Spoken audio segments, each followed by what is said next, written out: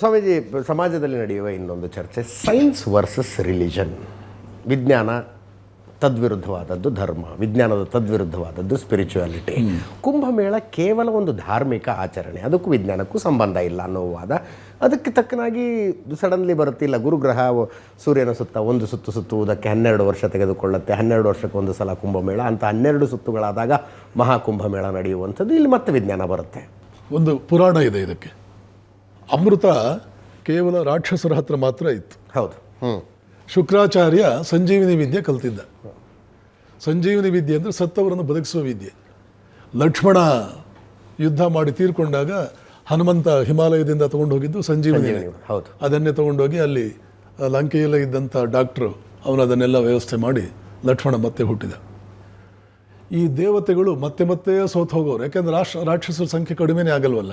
ಸತ್ತವರೆಲ್ಲ ಹುಡ್ತಾ ಇರೋದು ಮತ್ತೆ ಬದುಕ್ತಾರೆ. ದೇವತೆಗಳಿಗೆ ಸೋಲು, ಯಾವ ಕಾಲಕ್ಕೂ ಸೋಲು. ಇವರು ಎಲ್ಲ ವಿಷ್ಣುವಿನ ಹತ್ರ ಹೋದರು.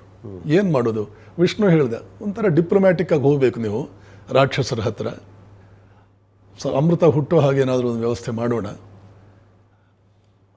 ಯಾವ ರೀತಿ ವ್ಯವಸ್ಥೆ ಮಾಡೋದು ಅಂತ ಬರುತ್ತೆ. ಮಂದಾರ ಪರ್ವತ ಅಂತ ಬರುತ್ತೆ, ಅದನ್ನು ಸಮುದ್ರದಲ್ಲಿ ಇಳಿಸೋದು, ವಾಸುಕಿಯನ್ನು ಹಗ್ಗವನ್ನಾಗಿ ಮಾಡಿಕೊಳ್ಳೋದು.